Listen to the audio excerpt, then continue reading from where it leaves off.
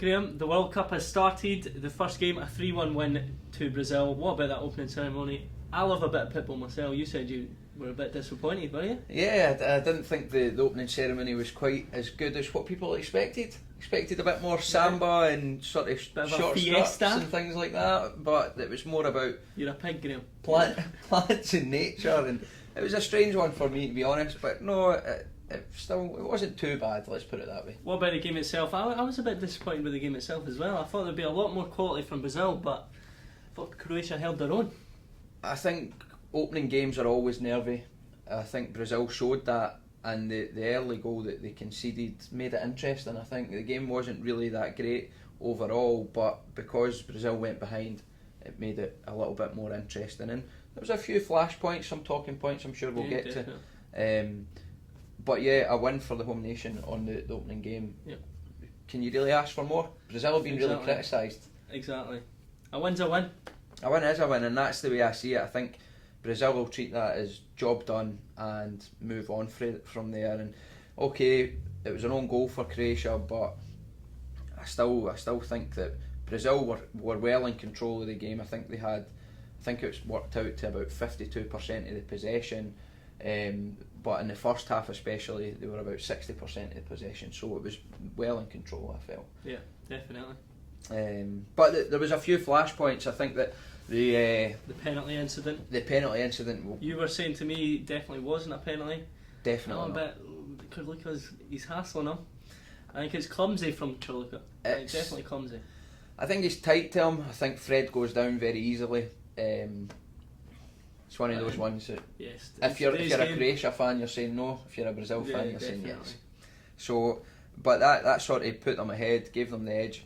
Brazil were sort of running close to the wire at the end. A few good saves from Julio César, kept them in the game, or in the lead, sorry, and then a good breakaway and a toe poke goal at the World Cup.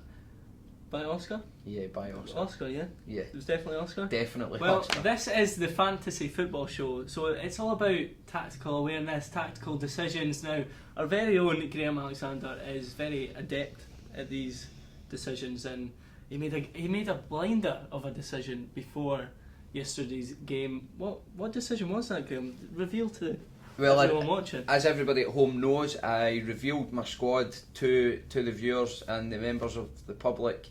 And you bottled it. And I ended up bottling it. The squad that I revealed got adjusted a little bit, and I dropped Oscar from my starting 11, from my squad completely, in favour of a few different players. And if you watched the game last night, you'll know that Oscar, as we just said, scored a toe poke right at the end. How did that feel? It was gutting, absolutely gutting when the goal went in at the end. I knew that was 5 points potentially, plus what he got for playing the full game and things like that. It's points that I've missed out on, but I have faith in the guys that I picked in his place. You're not bitter, are you? Slightly. But it's all my own fault. I'll take that one on the chin, and as a fantasy manager, I think you have to do that. You have to take some risk. Or you just pick the right team from the start, feel confident with them, and then stick with the team as I've done it. And I'm confident when Greece come along, Samaras will bang in some goals, Costa will bang in some goals today, maybe Hernandez as well. There's confidence, and then there's overconfidence, Callum. That's what I'll say. You just got to have faith in your boys, mate. I know what they can do, I know what they're capable of, and I think with the morale we've got in the camp, I think all will be well. Okay, well, we'll see, but a great start to the World Cup. And definitely. And as we were discussing points there, it's probably best we really understand how the point system works. Yep. Now, obviously, Neymar will be outright the leading point scorer so far. He's got 5 points for a goal, so he got 2 of those. 2 goals last night. You get 3 points for playing more than 61 minutes. You get less points for the less amount of time you play. You can get shots for clean sheets, assists, every shot blocked or saved. What other sort of stuff can you get? You'll get points deducted for cards and things like that as well. There's lots of different things. Check out the scoring system on FIFA.com. Also, what I will say is the standings themselves will be revealed at the end of the first round of games. So if you're wondering where you are in the league at this moment in time, you'll need to wait until the first round of games at the end of them next week. We will be revealing it on the show as well when that comes up. at this moment in time, if you've got Neymar in your team, You're doing alright. and some Brazilians, safe to say that you're doing alright. I had Julio Cesar in goals, scored 6 points for me last night, Not bad. despite conceding, so quite You also pleased had never mind. Yeah, I know. Never mind. So One thing, a lot of people have been asking me whether Fred would get any points for winning the penalty. It doesn't count as an assist for if you win a free kick or a penalty leading to the goal, or if it's for an own goal like the Croatia striker. yeah, that's true. In some of the other fantasy setups, you get points for those types of assists. Yeah. You don't here, so We're ruthless here. basically, if you had any Croatian forwards last night, Nepal. no points in that for the assist there. Unless they played more Yeah. minutes. And probably the lowest point scorer of the night would have been Marcelo for the own goal there. Definitely, he'll lose a few points there. So losing a few points, but overall, Same with Chorluka. Chorluka Giving away as the well. penalty, he'll Yep. have a few points deducted as well. So overall, good night for Brazilian attacking players. Definitely. And Brazilian players overall, apart from Marcelo. Unlucky, mate. Just as a little add-on to that, Marcelo had a nightmare, as we all know, last night. But Yes, definitely. to make him feel even worse, he's the first ever Brazilian to score an own goal at the World Cup. So you? he's going to have maybe a couple of pints to make him feel better. Just a last couple. night. Yeah, definitely.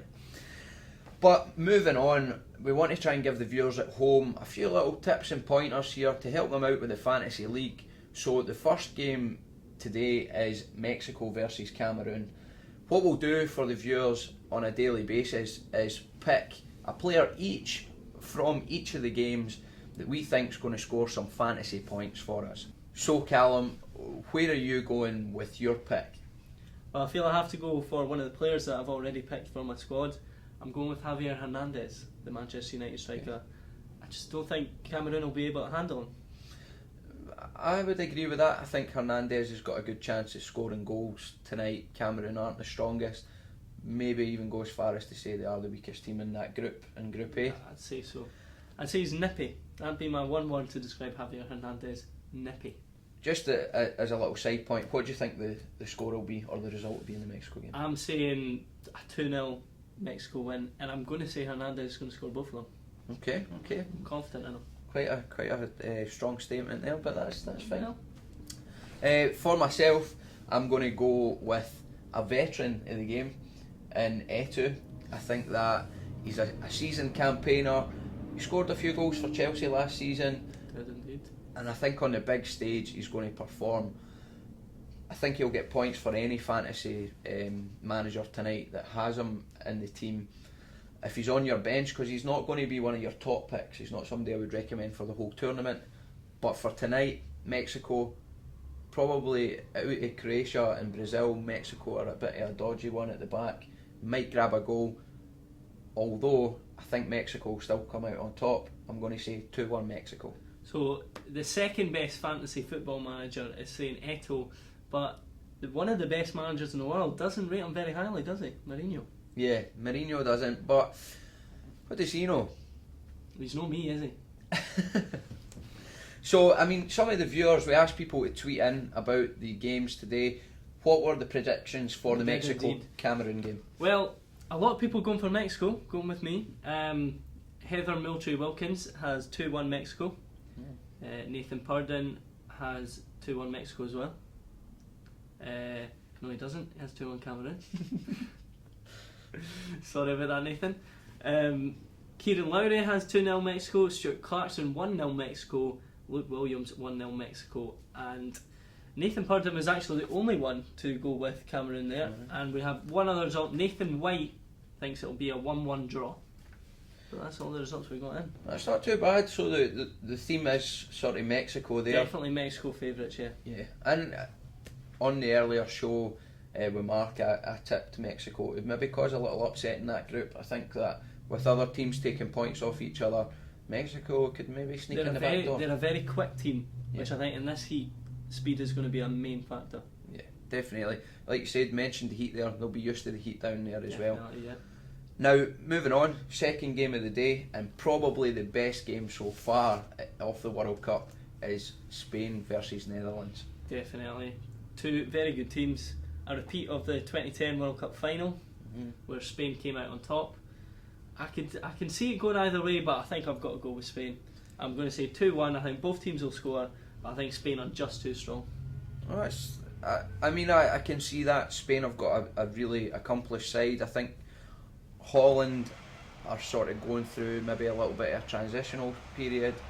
Spain are getting at that stage as well. Yeah. I'm going to say in their group, it's quite a difficult group. Both of them will be worried about Chile sort of sneaking in the back door there as well. Maybe. I think they'll play it safe, and I'm going to say a score draw, I think 1-1. And who's your pick of the game?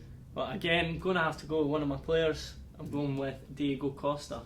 I just think Spain have been crying out for a striker. They score lots of goals from midfield, but I've not been convinced with Torres lately. David Villa, I don't think he'll play. I know you've got him in your team, but I think Diego Costa, he's just had too good a season to leave him out, and I think he's going to be on top form. Nice, yeah, definitely great striker. I'm going to go with a Dutch player, and my Dutch player is going to be Arjen Robben. He's a good player. I think he's got a good chance of scoring points. When you've got Van Persie going through the middle, you're always going to get balls into the box and get assists in there, so it's a good way to score points. But also, Robben's a good goal scorer himself, so you've got a double chance there. I think Robben will be the man. Either he'll have some. He can change a game. Yeah, he can change a game. So I think it'll be a tight game. What did the fans or the viewers say of the show? Well, the fans, a lot of people, again, Spain are the favourites. 5 people said a win for Spain. Heather, again, was not one of them. She was a 1-1 draw. Okay. But we've got Nathan White said 2-1 Spain, Kieran Lowry 1-0 Spain, Stuart Clarkson 3-1 Spain, and Luke Williams 2-1 Spain. And you might be interested to know, Graham, there was no one backing Netherlands. No one backing the Netherlands. The remaining 3 were all draws. Okay. All scoring draws, like you said, no nil-nils, a 1-1, a 1-1, and a 2-2. But no one backs Netherlands. Okay. No, maybe they're not strong enough. Yeah, possibly. I mean, I think the draw for me is definitely the way to go tonight. Both teams probably going to play it cautious, but we'll obviously see later on when it kicks off. Definitely. And the final game of tonight, absolute treat with 3 games today, is Chile versus Australia. It's the other Group B game. Yeah, my team Australia, they're the team. Scotland aren't in it, so you've got to support someone, and my heart, it goes to Australia. Okay. I mean, Australia, I mentioned it before on the preview show that I think they're not going to be quite strong enough. We've all got a soft spot for a team, and I understand that. We'll get to who my team is further down the line when we're talking about other shows. But I think it's just maybe too much for the Australian side that's there. I think you've mentioned in all the shows leading up to it, the heat. Australia's hot. Yeah, They'll be fine. You've got a point there. They'll be fine. You've got a point. Nice tans on. Chile are just too strong for me, and I think they've got 2 players. I think you're wrong there. I think they've got Arturo Vidal, who's a doubt for the game, and I think they've got Alexis Sanchez. I don't see any threat coming from them. Well, Arturo Vidal was going to be my pick of today for the points, but as he's an injury doubt, what I would say to any fantasy manager is to bench him just in case. Get rid. Just in case, and replace him with someone else. You don't want to miss out on points just because of an injury. I do have a Chile player in my squad, a defender, Eugenio Mena. Now, he's a wing back, possibility of getting assists, pushing forward. Chile do tend to play a sort of 3-5-2 attacking formation, so he'll be getting forward down that wing. Is it a 3-5-2 or is it a 5-3-2? It's a 3-5-2.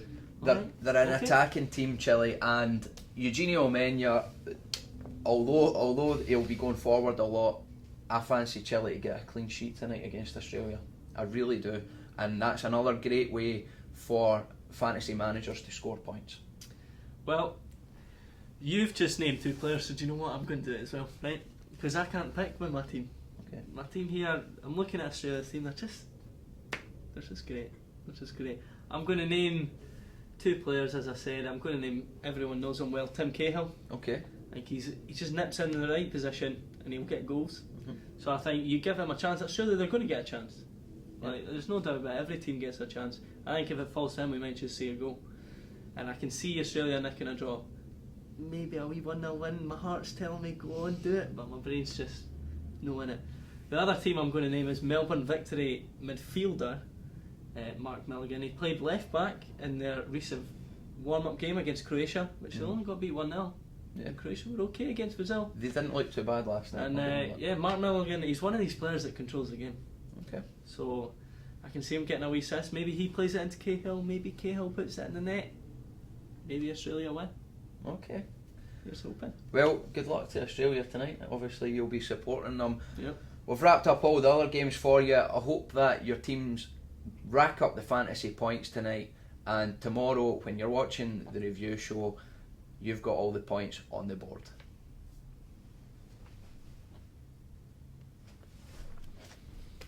Happy with that? That was